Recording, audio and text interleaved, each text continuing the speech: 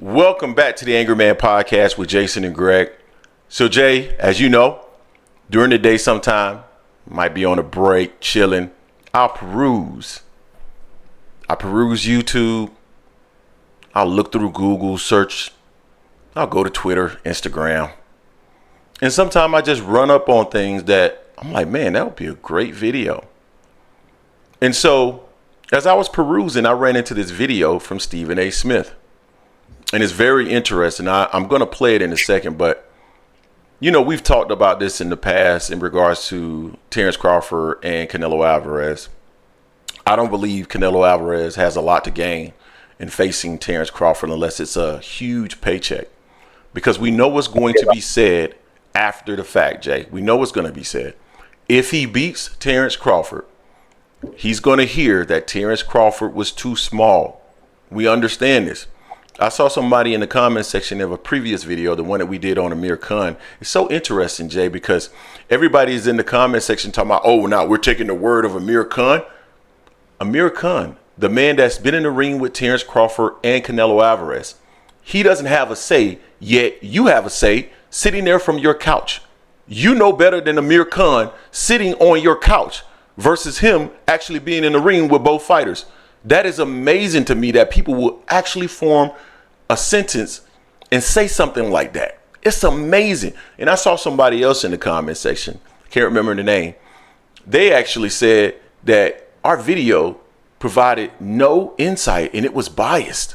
And then he proceeds to say that what Canelo Alvarez, Jay, will gain is he be a living legend. That's what he has to gain. Huh? That's in his mind. That's in that guy's mind. But here's the deal. If Mike Tyson back in the day beat Sugar Ray Leonard, who living legend, Hall of Famer, during their heyday, if Mike Tyson beat Sugar Ray Leonard, was Mike Tyson going to get credit for that? No. Hell no. No, he wasn't.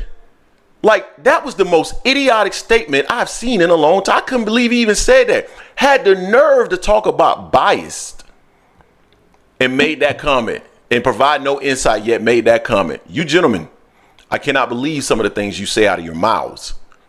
But that said, I do want to play this video from Stephen A. Smith because I believe his sentiment is very important, Jay, and for one singular reason that I will discuss after we play this quick video clip. But let me play this quickly. This is from First Take. Let's let it rip. Alvarez looking for new blood. A Saudi chairman of their General Entertainment Authority told ESPN that he'll look to stage a showdown that would make Terence "Bud" Crawford an upcoming opponent for Canelo in December or January. Crawford would have to make a big move up in weight to get a title shot against the four-belt super middleweight champion Canelo. S.A., your reaction to the idea of Crawford versus Canelo? I hate it.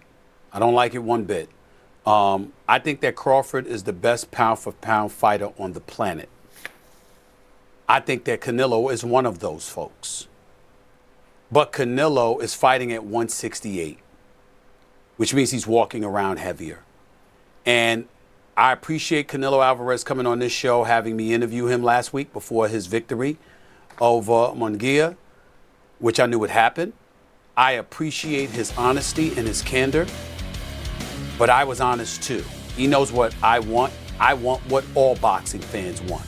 We want to see the reigning, defending super middleweight champion of the world fighting against another super middleweight champion in David Benavidez.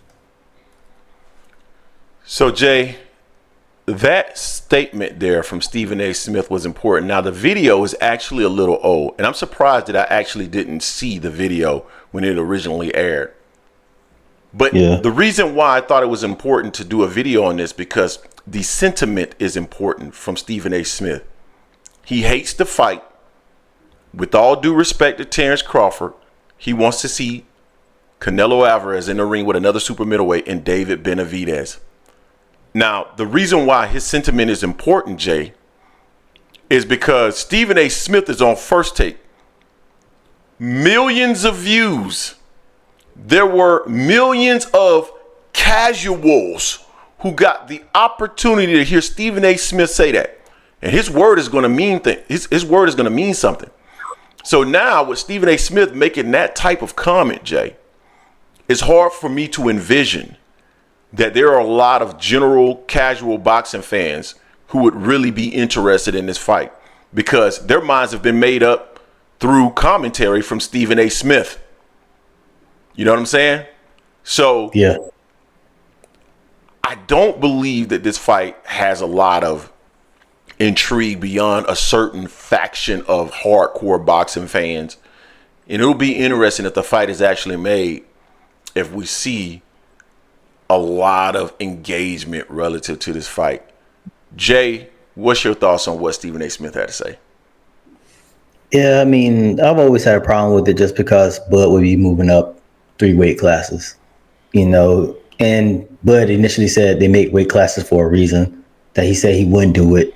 Then it would be, like 160, then it'd be a catch weight and all this other stuff. Then all of a sudden it clicked on him. It was like, I can get paid no matter what the outcome may be.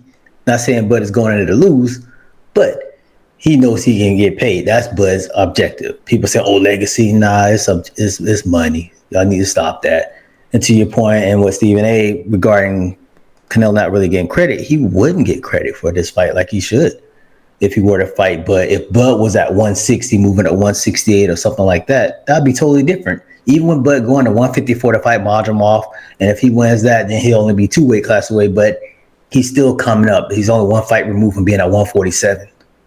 He's coming from a smaller weight class up to the fight a guy that's been fighting at 168 for the longest. He's fought guys at one. He's even gone to 175 twice. And people just thinking that Bud is the second coming of Floyd Mayweather just because he's undefeated. And it's not the same. I'm like, goodness gracious. Bud is very talented. He's the best pound for pound fighter in the world right now. But even the mighty Bud is going to have troubles climbing that tree, coming up to 168. That could be troubles for anyone of that. So, I mean, I'm not mad at that statement. To your point about the fact that the casual actually seeing that, they're going to take word, whether they like Stephen A. Smith or not. It's going to be in their brain. They're going to think about it like, wait a minute, hold on, this is what Stephen A. was talking about. Who was he talking about? They're going to start searching who this guy is if they don't know, because they're looking for a household name. The household name is Canelo Alvarez, not Bud Crawford. So they're definitely going to have to search to find that out, because if that's what the casuals do. They go by what the talking heads tell them to go to and look at. So something wrong with that, and the fight everyone wants is the Benavidez versus Canelo fight. That's the actual fight that everyone wants, and everyone knows it except for Bud fans. Bud fans will batter you up and down. No, that's not a better fight. It's a better fight. Stop the BS. It's the better fight because they're both at 168 already. It is what it is. Don't disagree. So you guys tell us what you think in the comment section. Did Stephen A. Smith do a little bit of damage to this fight? And I'm talking about specifically to casual fans that won't necessarily tune into boxing just to tune in, but get exposure on ESPN First Take, probably the biggest show on ESPN. And Stephen A. essentially says he hates it. Let us know what you think. Don't forget to hate, like, comment, and subscribe. This is the Angry Man Podcast, AM Sports Media, and we are out.